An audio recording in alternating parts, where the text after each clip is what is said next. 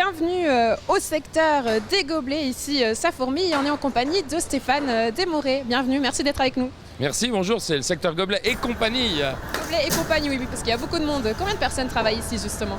Alors on est 130 pendant le festival avec un renfort de 50 personnes, ça fait 180 le jour le plus chaud, c'est-à-dire lundi prochain. D'accord, et puis là justement on est au début de la chaîne. Comment ça se passe? Qu'est-ce qui se passe ici dans ce coin? Au début de la chaîne, on reçoit évidemment les gobelets sales et qui ont été récoltés toute la matinée sur le terrain ou toute la nuit. Et ils vont être stockés, triés, puis ils vont passer au lavage. Après le lavage, rinçage et séchage. Et après, on les reconditionne pour les remettre en caisse. Alors, attention de ne pas se brûler, hein, ça sort chaud. Oui, on verra tout à l'heure, il y aura des petites surprises. Et bien, je vous propose qu'on fasse un petit tour. Il y a notamment des codes couleurs, parce que je vois qu'il y a des étiquettes en couleur. Qu'est-ce que ça veut dire? Alors, on a créé un système de labels très simple. Chaque étiquette, elle donne le modèle de gobelet. Puis surtout, si les côtés verts, c'est que c'est propre. Et puis si on la tourne, c'est le même nom côté sale.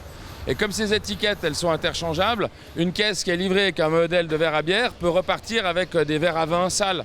Et chaque bar, il a un stock d'étiquettes pour faire ces échanges. Donc les caisses, on les reconnaît à ce code couleur. Toutes les caisses sont bleues. Ça, c'était des caisses que vous avez récupérées d'ailleurs. En fait, notre fabricant suisse, il a racheté des caisses d'occasion à la poste, à DHL, que sais-je. Il a fait refondre tout ça. Ça fait une couleur cacadois brun. Et puis là, on a fait mettre un bleu paléo plus fort. Et comme ça, on a nos caisses à nous, en plastique recyclé. Elles sont un peu moins parfaites, mais elles vont très bien. Mais il faut les laver aussi, hein. Il faut les laver, donc du coup, qui y va, mais vous mettez un gros challenge, puisqu'il y a tous les verres. Il y a les verres à café, à bière, les verres de champagne. Comment vous en sortez? Moi, je ne sais pas si j'arriverai, mais mes collaborateurs et mes chefs, ils sont très doués à ça parce qu'on a 11 types de gobelets différents. Et puis, il y a une responsable de lavage, elle dit en ce moment, nous va manquer des verres à vin ou des verres à bière. Elle décide d'envoyer ça. Et au moins, pendant 2, 3 ou 4 heures de temps, ils font le même modèle. C'est ce qui nous permet de ne pas trop se mélanger. Parce que j'imagine qu'il y a des soirées où on utilise plus un genre de verre que d'autres. Par exemple, Iron Maiden, là, la bière, ça coulait à flot, donc... Ouais, c'était bière, c'était très chaud parce que même Muse, il y a eu beaucoup de bière et la température était élevée. Donc on a livré des verres à bière et le lendemain lavé pour que ça revienne vite.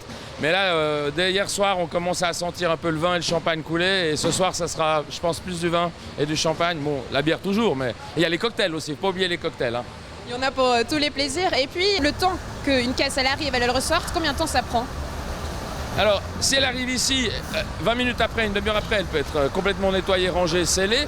Maintenant, la vie du gobelet, entre le moment où il part le matin et puis qu'il soit bu par un festivalier, revenu au local, lavé, remis au conditionnement, c'est un tournus de 24 heures. D'accord, parfait. Et puis combien de gobelets par caisse?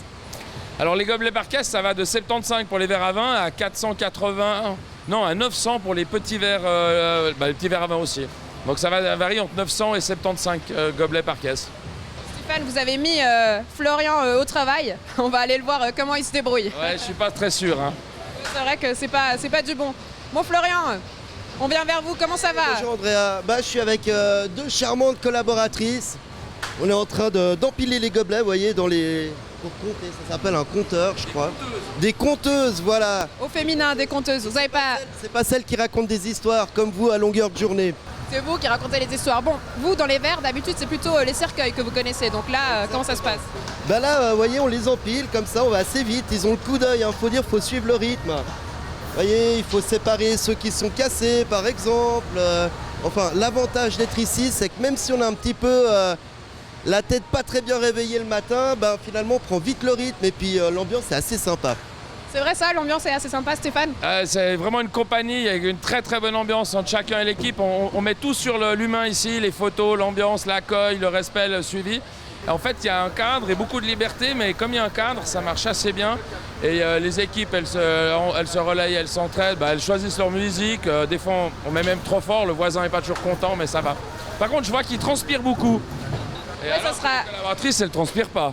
Ce sera le mot de la fin. Vous le gardez ou pas, Florian? Non. Ouais, je suis embauché.